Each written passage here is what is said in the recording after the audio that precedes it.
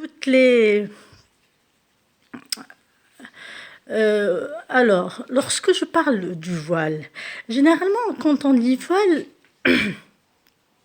on se dit dans nous-mêmes, est-ce qu'on est permis de pratiquer un sport, surtout par ce qui était enclenché par la Amr Khalid, je dis enclenché, pas déclenché sur YouTube, en 1998, qui a mis boum, alors sur l'importance du voile, et qui n'a pas conseillé l'homme pour changer sa vision des choses sur cette femme qui met le voile, qui n'était pas habituée pendant le colonialisme, nos parents ne nous ont pas appris le voile.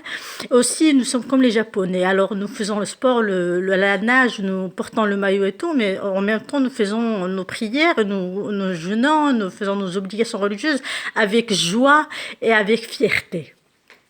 Généralement, par exemple, la gymnastique. La gymnastique, celui qui se fait ce saut longueur ou saut de achevé, c'est-à-dire sur le cheval, sur le barreau. Alors, il est,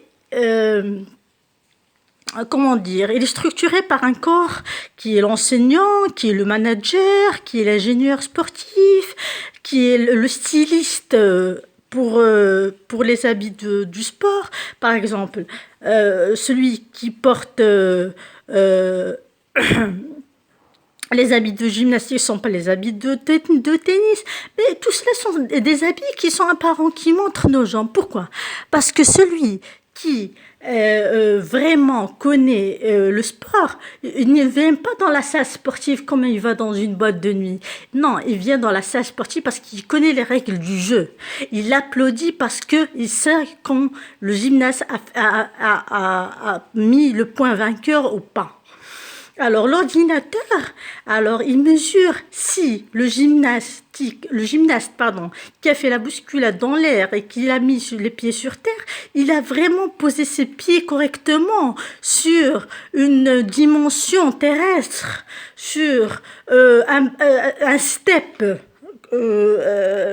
bien mesuré. Est-ce qu'il n'a pas plié ses jambes? Est-ce que ses muscles sont bien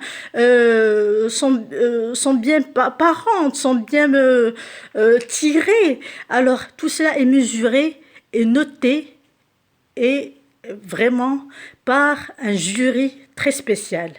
Alors, ce qui fait que généralement on entend, pour vous dire la vérité, l'habit ne fait pas le moine. Non, l'habit fait le moine. Et l'habit fait le sportif. Et l'habit fait le religieux. Et l'habit fait l'époux. Et l'habit fait l'épouse aussi. Alors quand, par exemple, on voit un époux et une épouse, c'est la robe de mariée, l'époux c'est la cravate. Donc l'habit est essentiel. Celui qui dit que la croyance est dans le cœur, celui qui a une croyance dans le cœur est généralement reflété sur son visage. C'est pas le fait de cacher, mais c'est le fait comment dire, de méditer un corps qui a été créé par, pardon, je m'excuse une seconde, qui a été créé par Dieu et que nous respectons, d'accord.